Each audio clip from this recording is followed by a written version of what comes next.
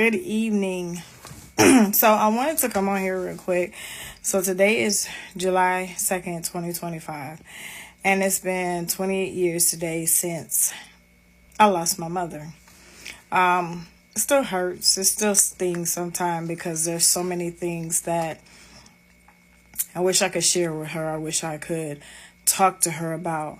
But I'm going to share a chapter excerpt from the book Unlocked, Being Free from Your Dysfunctional Prison, as we're preparing for the author's Q&A on July 26th at 1 p.m. at the Seminole Heights Branch Library. But I thought it was apropos to talk about this today, or this particular chapter is from chapter 9 called The Call. And I'll just go into it. We'll dig into it a little bit. So, I will never forget the call I got about 30 minutes later. Even now, the thought of it still sends chills down my body and causes my heart to race a bit. I was sitting on my couch when I heard the phone ringing. I thought it was my daddy again, but this time it was Addie. She was screaming on the phone. At first, I could not understand what she was saying.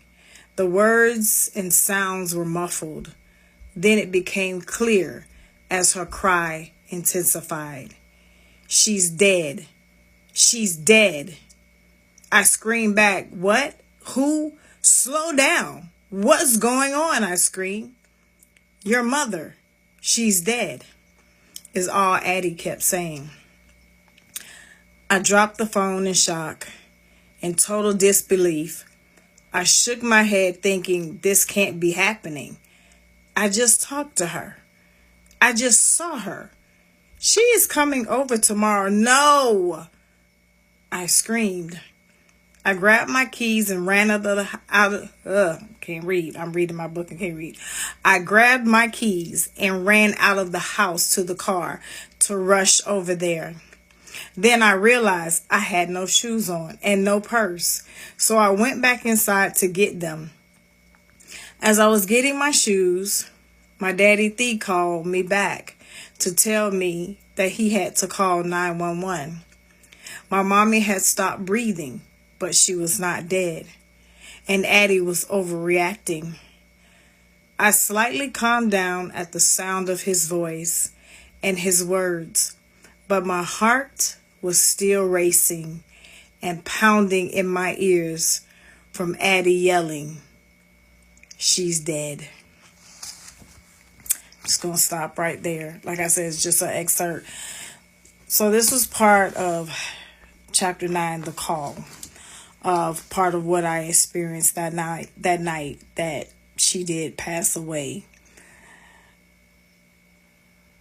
But going through, as I had to write this book and going through some of the different things that I had dealt with, the traumas, the anger, the rejection, the frustration, even having to write this chapter about how I felt, it stirred up a lot of different emotions. And then for many of you, if you've written a book, you know, and for those of you that haven't, you don't know, it's not just writing it and you're done. You write it and then you have to send it to the editor.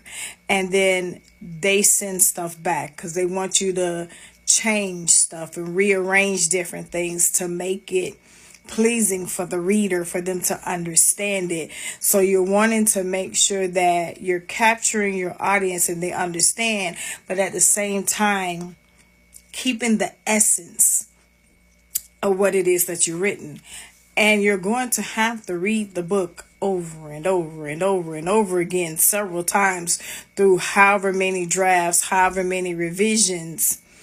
And when you're talking about those things like this, they cause things to come up in you. And at first, when I was doing this, it caused several things to come up in me. Like I said, this was a 7-year project that just was completed the beginning part of this year when it was released. But God was healing me through this book. Yes, the book is for you, for the readers, and for those that'll read and maybe see themselves in it, as well as the reflection questions, giving you a chance to face your fears, face your traumas, face your heartaches and your brokenness, and come to a place of wholeness and healing. But it first started with me as the author, as the writer, that there were so many different things that I had to heal from. And even going through this particular chapter, having to relive it, revisit it in my mind, the sight, the sound, the sirens, that it goes more into it later of when I finally did get to the intersection. I got to the intersection where the ambulance was, and when they turned, I saw her face. And I'm following behind the ambulance as they're doing chest compressions, praying, God, no, this can't be happening. The ambulance is running the red light. I'm running the red light.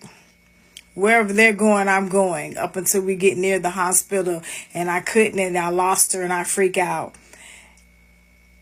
But I had to get to a place where I was able to tell the story and retell it, and it became more of a matter of fact and not a pain, not an open wound, not an open sore, but to be able to tell it so that somebody else can understand and get healing from it. So every nuance, every page in this book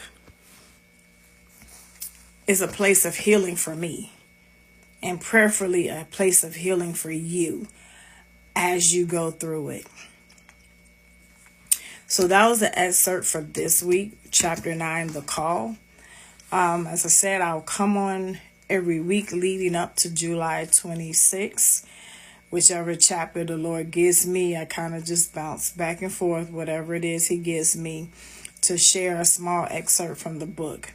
If you haven't gotten it, please go on Amazon. I'll make sure I leave the link in the comments, the purchase link. Again, I am doing an author's Q&A. I would love to hear from those of you who have already read the book. For us to go in, you can ask any questions concerning some of the chapters, concerning the reflections, just anything, just having a time to come together to dialogue about the book, what it meant for me writing it, what it meant for you reading it, and just going through and just having some dialogue for that evening. It's going to be July 26th at 1 p.m. at the Seminole Heights Branch Library. That address is 4711 North Central Avenue in Tampa, Florida, 33603. I will also put up the author's Q&A event flyer so that you'll have the information. If you haven't got the book, please get the book. I will have some at the library. I can't actually sell inside of the library, but my husband will be there, and my other friend that helps me, they'll be there, so we can do that outside. If you did not make it to the book signing and you still want your book signed and also getting the bookmarker, please bring your book with you to the Q&A so I can still sign it, and you can get your bookmarker for those who missed the signing and didn't get a chance to get it. I'd love to see you there so that we can just go through the book so that I can help you get unlocked. Remember my motto: don't allow the traumas of your past to imprison your future. It's time to get unlocked. Welcome to your journey. Have a great evening.